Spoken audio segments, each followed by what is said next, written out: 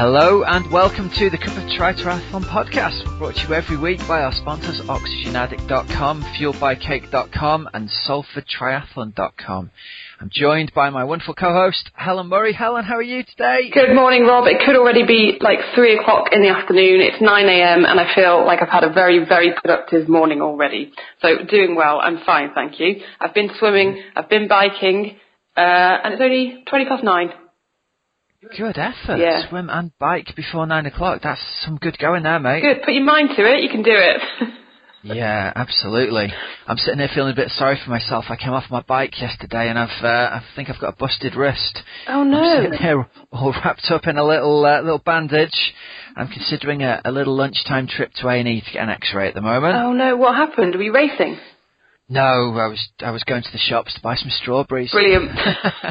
Yeah. Nothing as hardcore as an Ironman for me. And yeah, bike plus idiot equals broken idiot, I think. Oh no. That's the way forward. So who knows? I might be all right. It's I don't know. I can't change gear in the car though, which is usually a bad sign, isn't it? That's not good.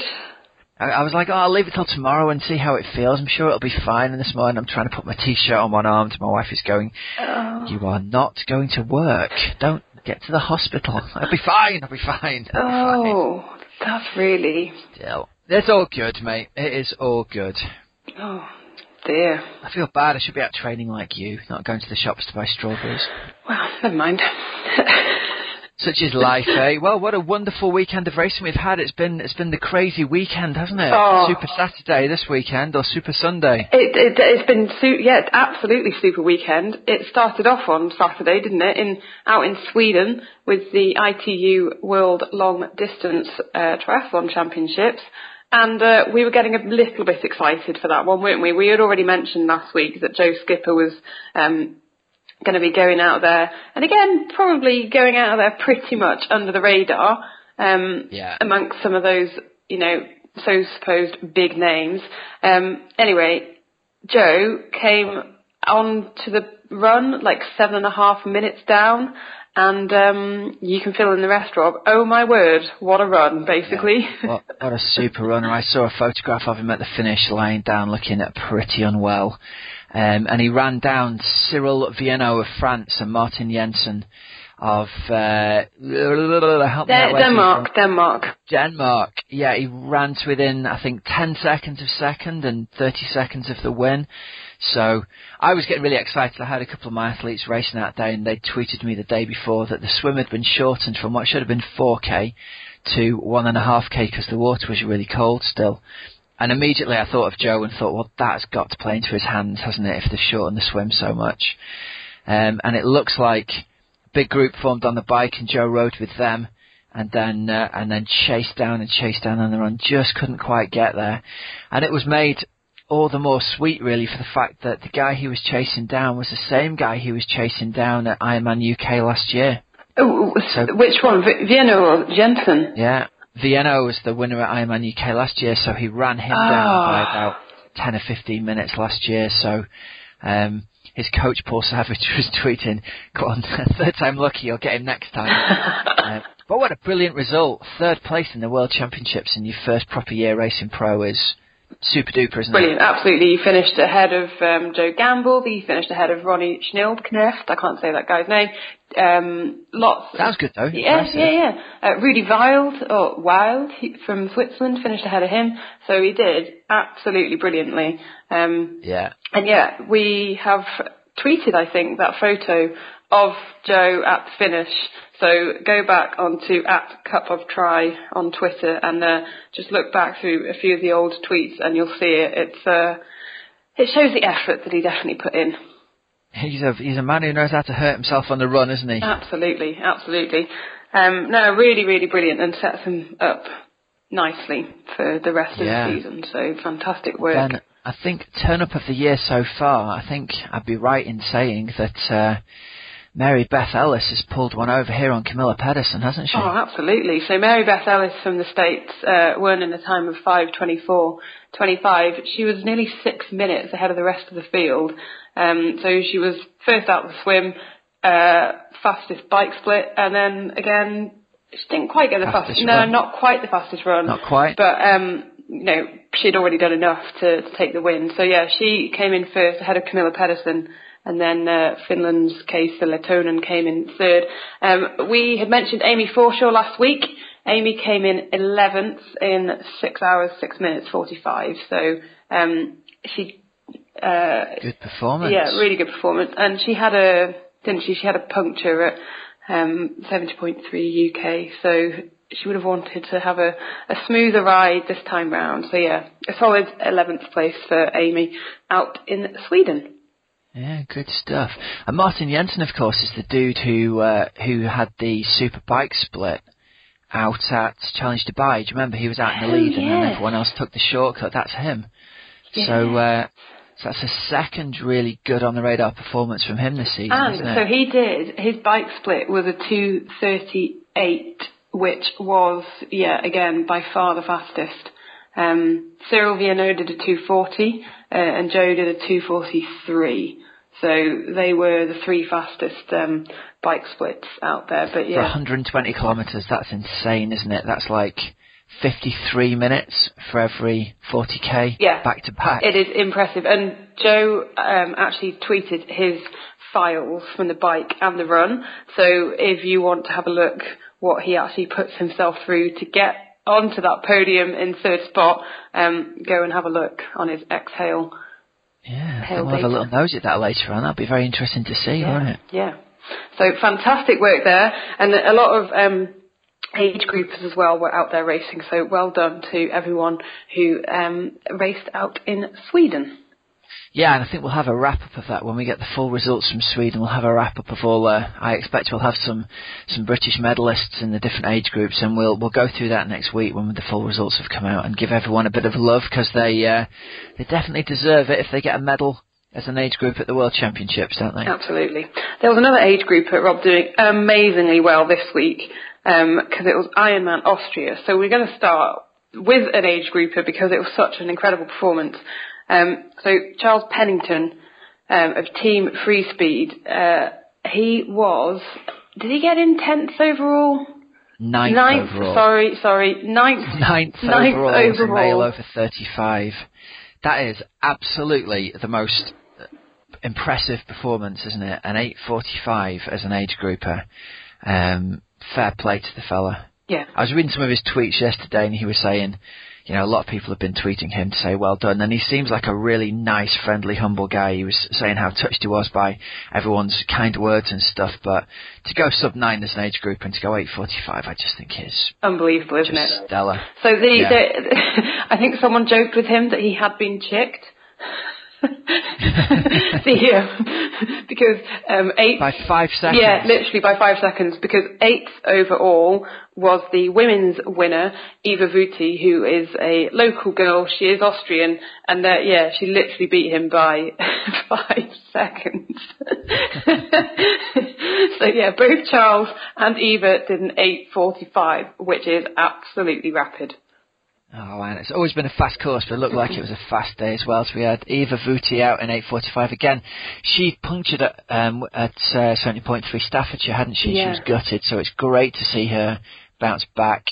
Lisa Huthala in 9:02 in second, and Lisa Piampiano in third. Sarah Piampiano from the States, who did a 3-hour marathon to close the gap there. And what is pretty impressive about, I think, this result, and the same about the men's, which we're going to talk about in a moment, is just the gap between the winner and the second place. Yeah. It's almost like 20 minutes. Yeah, that's an absolute domination, isn't it? Yeah.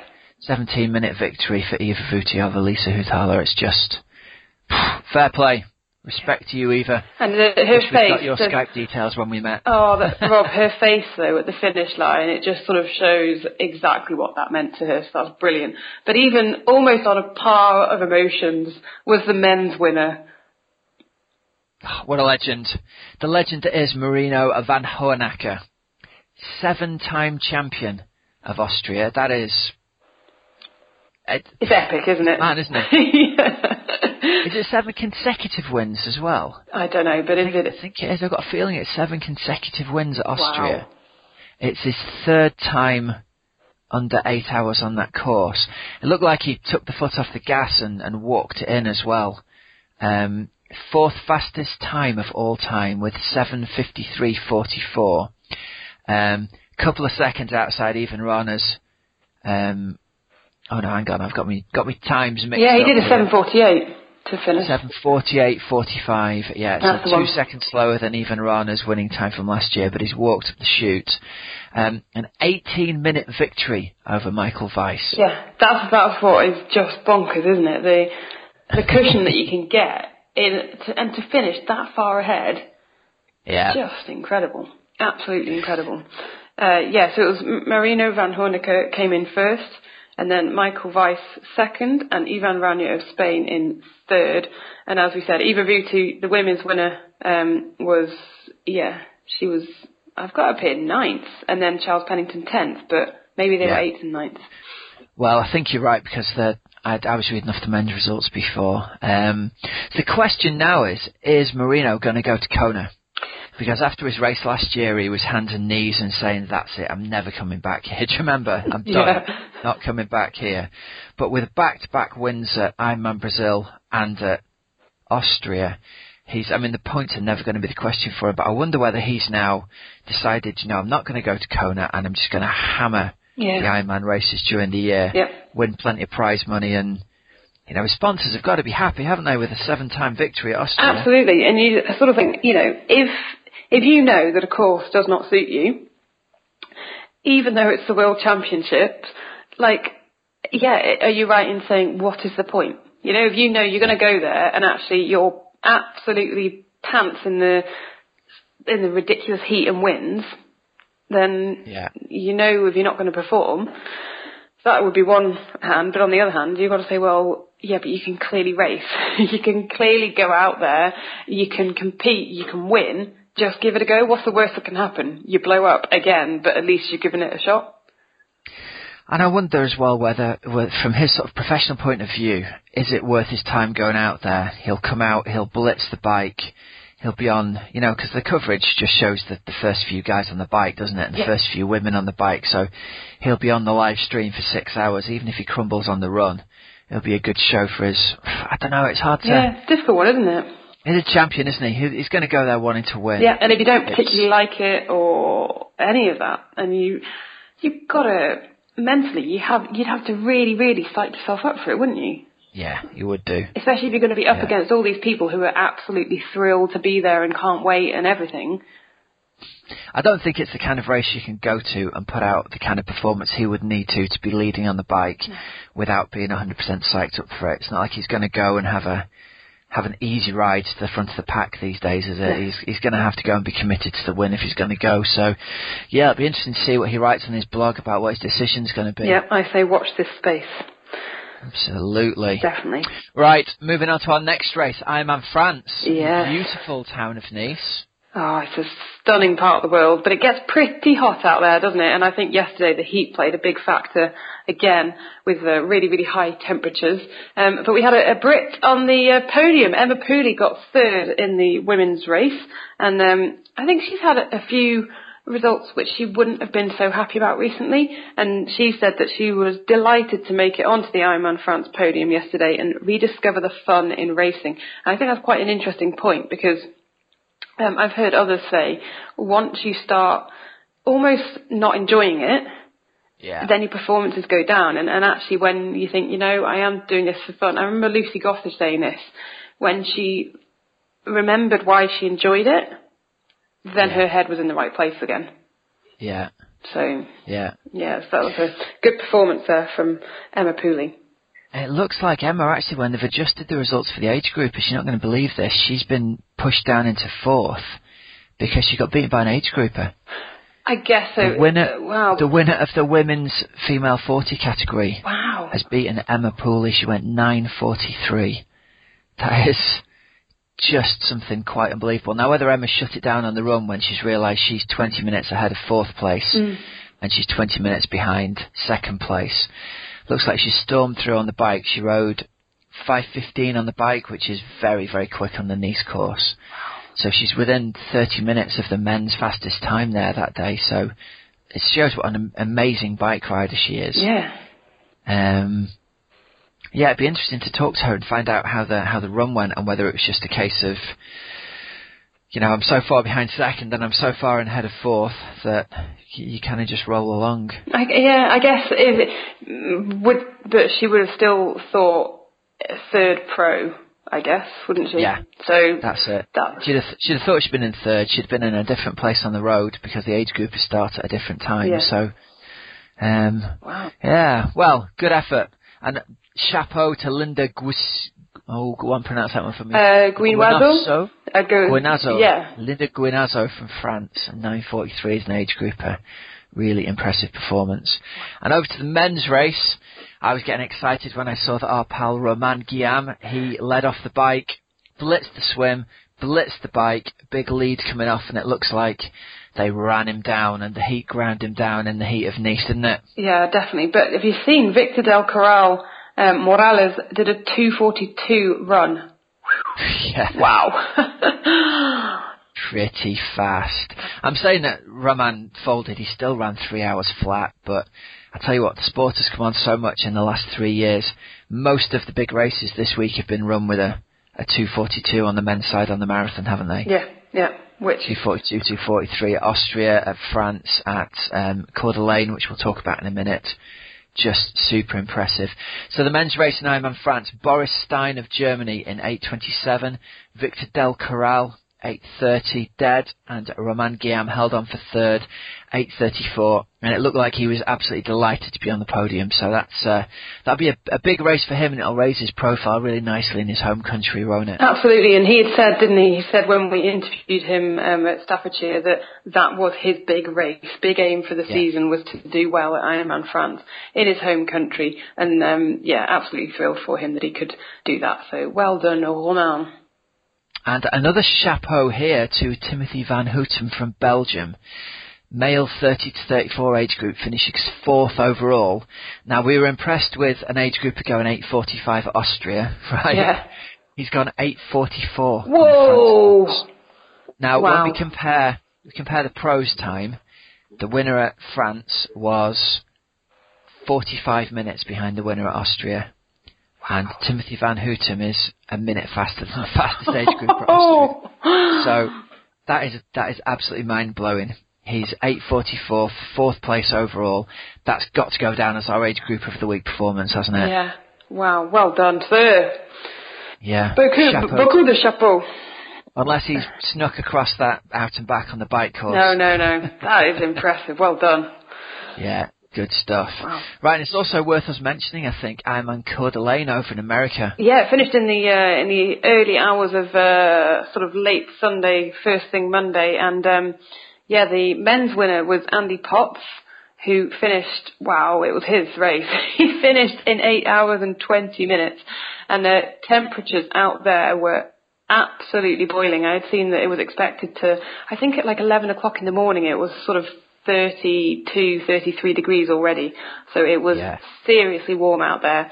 Andy Potts finished in 8 hours 20, so to retain his title. Then Callum Millwood from New Zealand, who won 70.3 Boulder recently. So he'll be absolutely, let's say it, stoked. If he's a Kiwi, he'll be stoked. In 8:41, and he was being chased hard down by Stephen Kilshaw of Canada and Trevor Wertel of also Canada, but he held them off to do 8:41, and Stephen Kilshaw of Canada 8:43. So that was the men's podium. And if you have not seen it, Callum Millwood does a lot of cupcakes with Cal. You should check it out. Yeah, it's funny, isn't it? It's really funny. It's like a video podcast. Yeah, and he interviews lots of other pro athletes, and he makes them eat cupcakes, basically. See? Yeah, he's got a very dry sense of humour, and I've watched a couple of those. El Hersign was telling me about it, and he's a funny guy. Yeah. He's a good waste of 10 minutes of your office time if you're sitting there today bored with nothing to do and access to YouTube. So good effort there. And in the women's race, wow. Hats off to Heather Jackson. Takes it out in 9:23 from Amanda Stevens, also of the USA, in 9:40. and Kim Schwabenbauer of the USA in 9:50. I tell you what, mate, racing where it's over 100 degrees, racing an Ironman, it's 100 degrees is too hot to be outside unless you're acclimated to it. So it looks as though it was one of these freak heat waves that hit them a couple of days before as well. So nobody is going to be prepared for that. No. And Potsy has got to be pretty happy about his chances of going to perform well over in Kona after turning out an 8:20 in the heat there, hasn't he? Definitely. Got to be happy with that. Yeah, absolutely. There was, I was just going to mention actually in the women's race, Rob, Laura Siddall, the British pro, she ended up she was 13th pro. My word, she must have had a tough day out there on the marathon. She did a 3:57 marathon. And she finished on the podium at Challenge Wanaka. So it's not like she's a shabby athlete in any way. She's a really, really decent athlete, but maybe the heat just got to her out there. She did a 5:29 bike, and a 3:57. So she finished in 10:34 overall. So probably a disappointing hard day out there, but super hard heat is one of the hardest things to race in, isn't it? Yeah. It's hard to acclimate to. Your body's not developed that efficient sweating mechanism, and obviously the guys who've been away and been abroad and been racing in the heat have got a big advantage there. So I don't know if you saw this. Some of the guys from our club were tweeting the weather forecast for Roth for 2 weeks' time, and it looks like Europe is in basking in a heat wave for the next 2 weeks. It's not going to drop below 30 over there for the next 2 weeks. So you guys who are racing either Frankfurt or Roth, you need to get yourself to the local gym. You need to get yourself in the sauna. You need to get heat acclimated as much as you possibly can, because it's going to be a hot day out there for everyone. I was when we were talking to Emma Kate Lidbury, we spoke to her, didn't we, a couple of weeks ago? And again, you can listen back to her interview if you go on to oxygenaddicts.com/podcast.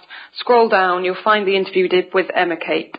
And she'd been telling me about how she does acclimatise or try to bring it in. And it was really, really interesting, because here in the UK, most like you don't even think about it, do you? But if you're based out in Southern California or something, it was fascinating. So I think we should do a little bit more on that next week for people who are going to be racing in the hot, hot heat of Europe. We're going to have some tips for... Yeah, that's a great plan, actually. Racing in the heat. We'll have a coach's couch on racing in the heat. Yep. Sounds like a brilliant plan. Definitely. It was a little cooler in Wimbleball, Rob, this week. In fact, I've seen quite a few tweets. So Wimbleball is North Devon, Exmoor kind of way, and it sounded like the weather was horrific, and I think it rained quite a lot.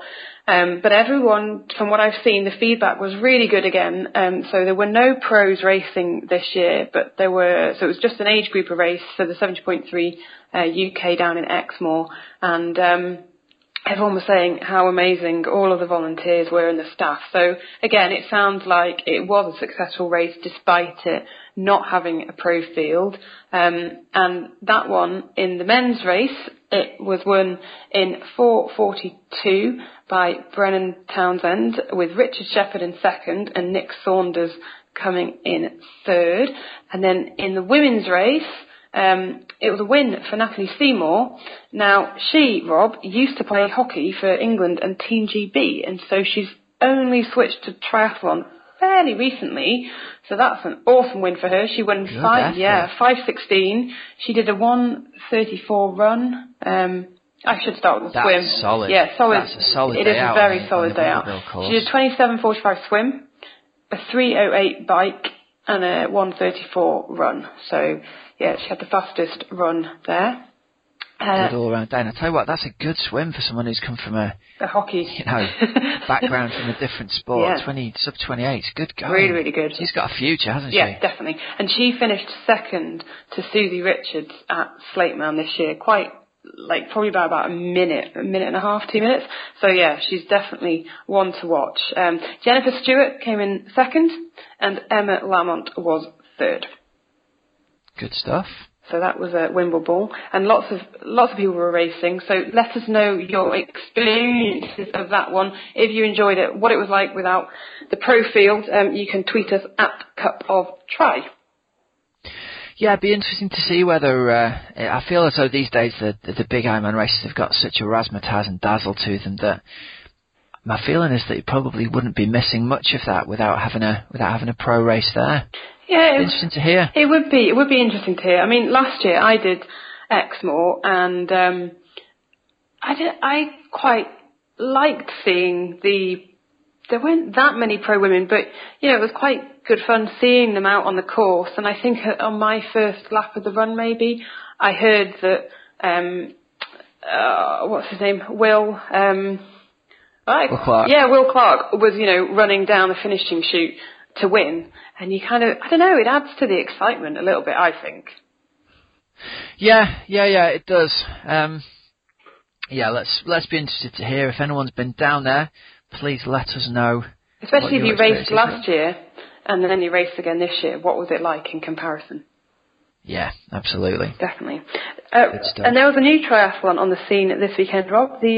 So Always Aim High, who do Slate Man and Sandman and Snowman, for the first time they have done a city triathlon. So they have the Cardiff Triathlon.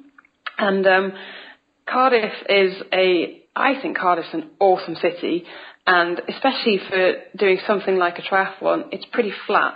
So you could have a decent course, I think, down in Cardiff and lots to see. And if it was down sort of at the bay and things like that, it's such a nice part of the world. So I think it really would be a decent triathlon to go and race in. It'd be really cool in a good atmosphere.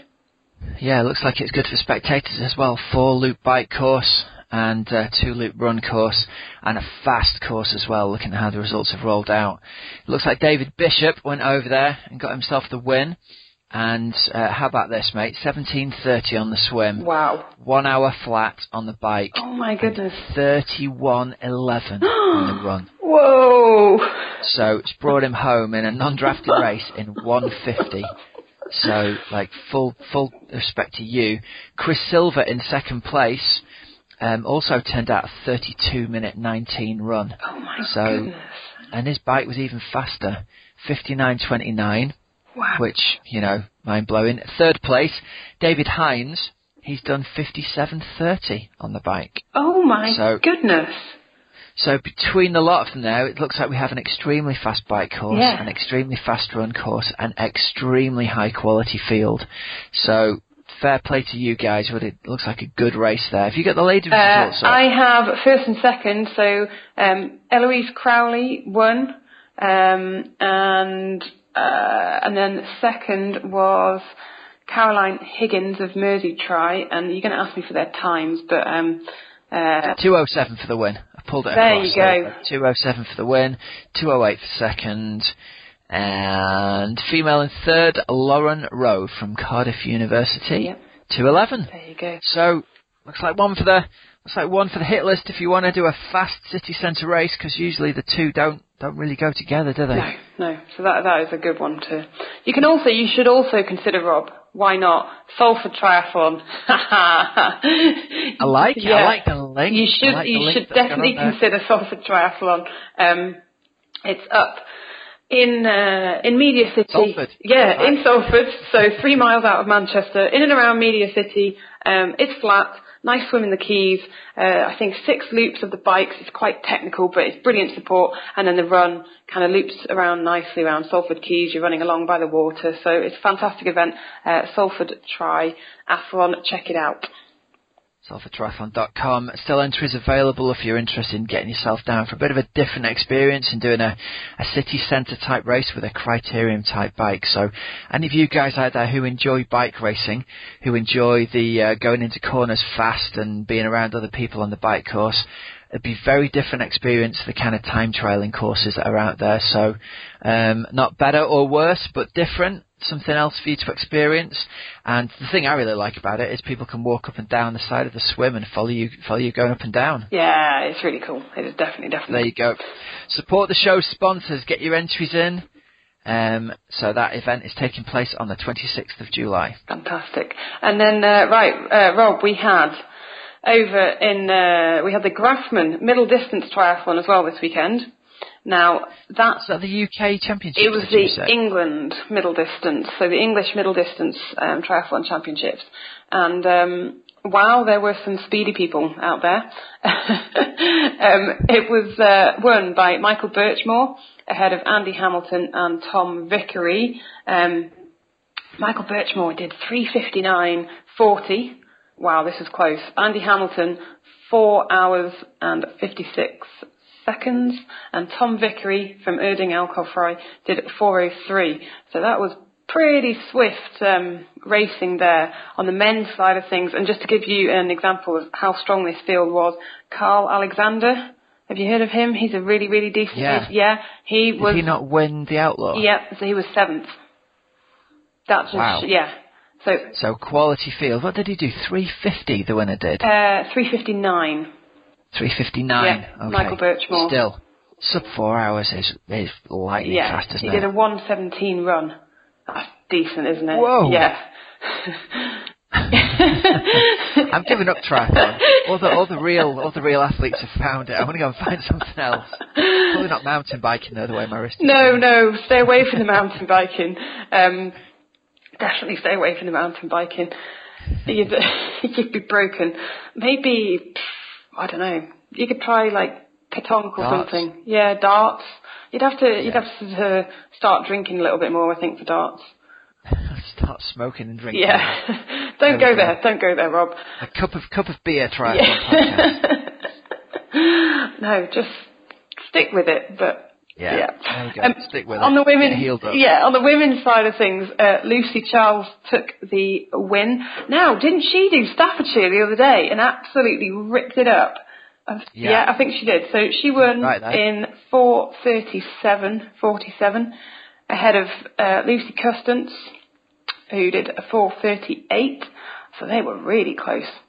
Yeah. And then third was Juliet Vickery from the 50 to 54 age group, and she did 4:42. That is. She's a relation to Tom Vickery. Don't know. Yeah, they could be related. Yeah, they could be. That is swift, though, isn't it? So, over 50, did you say? Yes, I did. Wow. 50 to 54, Juliet Vickery. Amazing. Good work, Juliet. Yeah. Good stuff. So that was the graphic. Well, I think that brings to the end of our results for this week, doesn't it? I think it does. Loads and loads going on. There was so much going on. I haven't even thought about what's happening next week. I know, I haven't either. We've got some stuff happening next week, though, definitely. There'll be some stuff happening. Is it Ironman Germany next weekend? Frankfurt? Yeah. Could well be.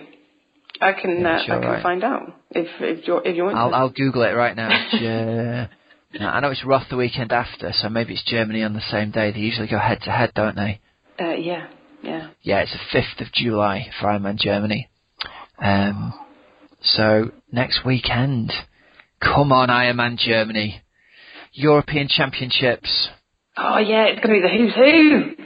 I think we're going to have to send you over there one year, Helen. Oh, get me out there. You're going to make your return to Ironman racing. This one's going to be on your list. Yeah, so far I've been a one-hit wonder in the world of Ironman racing. It's hard though, isn't it? Yeah. It's hard to find the time when you've got a full-time job and all that going on. I got to the point where I didn't enjoy the 6-7 hour rides. Well, good for you, man. When you did it, you were fully into it, and then when you weren't fully into it, you went to half Ironman racing and you raced there. Yeah.